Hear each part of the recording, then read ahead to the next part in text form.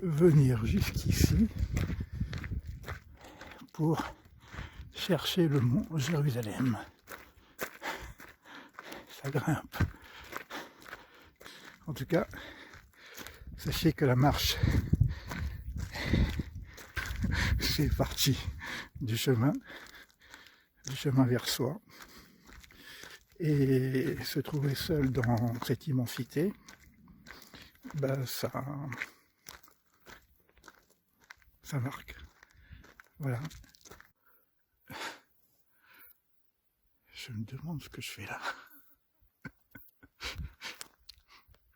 Je suis monté à Gréolière pour écrire et j'ai écrit mon expérience de mort imminente que j'avais eue quand j'étais jeune, hein, 24 ans, dans l'arrière-pays niçois, pour pouvoir faire une expérience à la Castenada, aller dans les forêts et passer un moment, c'est plus d'une nuit d'ailleurs, et que je me suis retrouvé pratiquement avec un œdème généralisé. Ah, bon, je sais pas ce que j'avais mangé à cette époque, là c'est bien, je mange rien. Mais c'est incroyable parce que je me retrouve dans cette forêt et j'ai comme un sentiment de faire une forme de feedback, de tikkun peut-être, de certaines erreurs qu'on peut faire dans sa jeunesse au niveau du chemin spirituel. Et je me posais la question, mais là que maintenant, là tout de suite, là, qu'est-ce que je pourrais vous raconter comme leçon de Torah? Puisque tout est Torah. Alors, qu'est-ce qui se passe ici pour parler de Torah? La Torah, c'est la création, c'est le monde, c'est la nature. Aussi, ça commence par ça. C'est l'écriture de Dieu, on pourrait dire. Et pendant ce temps-là, je pensais aussi à mes expériences de jeunesse encore, de méditation, pranayama, dont j'ai parlé tout à l'heure. Je me suis assis pour méditer et bon, comment dire, les automatismes de la méditation, fermer les yeux, se mettre en silence. Et là j'ai dit non, c'est pas ça. Je pensais à Krishnamurti qui disait non, la méditation c'est l'observation. Simplement observer. Observer. Écouter. C'est fou quoi. Et quand il n'y a rien à entendre, sinon le vent ou les volants qui viennent partager leur danse. C'est ça aussi la méditation.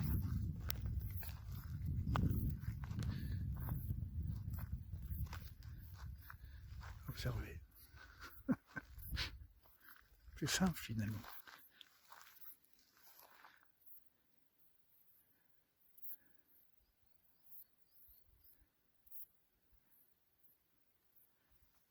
Et ce qui me vient au niveau de Torah, parce que évidemment c'est l'expérience d'Élie. Pas la mienne, hein. Bon, peut-être aussi la mienne d'ailleurs. Élie le prophète qui voulait se rapprocher de Dieu. Et dans ce fameux passage qui disait que j'étais dans la montagne, j'ai vu le feu, j'ai vu les lumières, mais j'ai pas vu Dieu. Bon, le passage, j'en ai parlé un petit peu dans mon livre également. Et jusqu'au moment où il nous dit, jusqu'à ce que j'entende le murmure du silence. C'est-à-dire que la Torah parle également de ça. Évidemment, il y a l'arbre de vie, il y a les lettres hébraïques, il y a les spéculations métaphysiques, il y a beaucoup de choses. Mais si tu ne sais pas entendre le silence, comment tu veux comprendre ce qui est dit dans l'arbre de vie? Tout ça, c'est créé par l'arbre de vie et les lettres hébraïques, nous dit la Torah.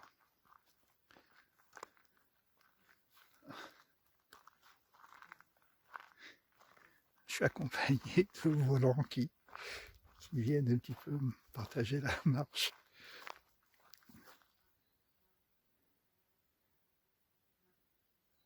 Ah oui, c'est ça, finalement. Ça commence par le Aleph. Cette lettre qui ne se prononce pas, le silence du Aleph. Ouais.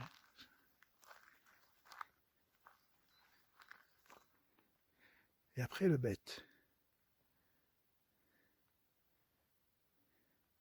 La maison, mais la maison c'est ça, c'est notre maison, c'est la nature. Avant de construire des maisons de pierre, nous avons des maisons du jardin. Après le guimel, la marche, l'air Léra va pour toi. L'air Léra va à l'intérieur de toi. Voilà. L'intérieur. À l'intérieur. L'air Léra. C'est simple. Après le Dalet, la porte. Alors, la porte nous ouvre à quoi? Une fois qu'on est à l'intérieur de soi. Eh bien, le souffle. Le souffle. Le respire, l'inspire.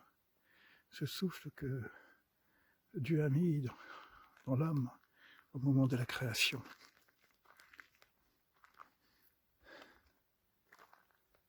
Homme de terre, souffle divin. Et oui, dualité.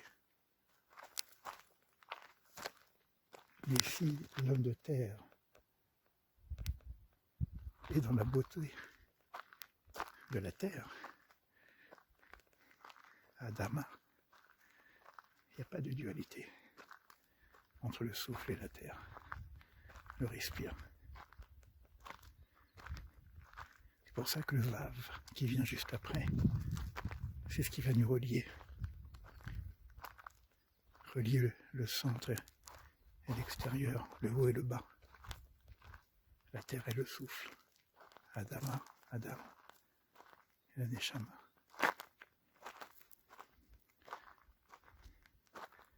Je pourrais m'arrêter là. Le paysage devient de toujours aussi beau. Le Zaïn, c'est un peu plus complexe. C'est le 7. C'est une arme. Mais dans le chemin, il faut creuser. Parfois c'est difficile. Il faut avoir une arme. Et finalement, l'arme qui nous donne au 7. C'est quoi? C'est quoi l'arme du 7? C'est le Zman. Zain, Zman, le temps. Et c'est quoi le temps? Le temps du 7. Le Shabbat. Le temps de l'arrêt. C'est ça notre arme. Le Shabbat. On coupe avec la contingence. Je suis dans une piste cyclable. Non, pas cyclable, je suis en pleine piste de ski. C'est super. Je vous montrerai ça après. Alors, une fois qu'on a gagné la bataille du temps, touché l'intemporalité du Shabbat, à ce moment-là, le Chet, le 8. Déjà, une forme de souffle, d'odeur du monde futur. Puisque le 7 est le monde réalisé, le 8 est le monde futur. Mais Chet, si on a évité la faute, on on est dans Chai, la vie. La vie. Et oui. C'est beau. C'est simple. Et après ça, après Chai, après Chet, où on monte encore dans les mondes, on ne sait plus où on est, un peu comme tout à l'heure, ou alors on est dans la matrice, la nouvelle matrice, comme pour une renaissance. On a compris, on a vécu, on a vu. Et puis, qu'est-ce qu'il y a dans la matrice? Le 10, sinon le Yud. Le Yud. La première lettre du nom divin. C'est comme ça que le Aleph se manifeste dans ce point d'origine. Maintenant, je vais vous montrer le paysage où je suis, parce que finalement, j'ai pris un autre chemin. Je crois que j'avais pris le mauvais chemin tout à l'heure. Et voilà. Donc, je vais vous montrer un peu où je suis arrivé. Ben, je vais vous le montrer comme ça, voilà. Voilà. Comme ça, attendez. Je ne sais pas si on le voit. Voilà. Vous voyez, en bas, le village.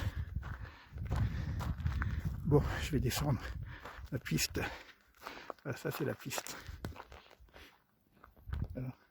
Je vais descendre la piste en ski. Et je vous retrouve en bas. Bien qu'au bas, c'est déjà un haut. Il n'y a pas de bas et de haut. Voilà, ça glisse quand même. C'est une belle pente. Voilà. Je pensais pas faire une leçon de Torah. Et finalement c'est fait. À bientôt.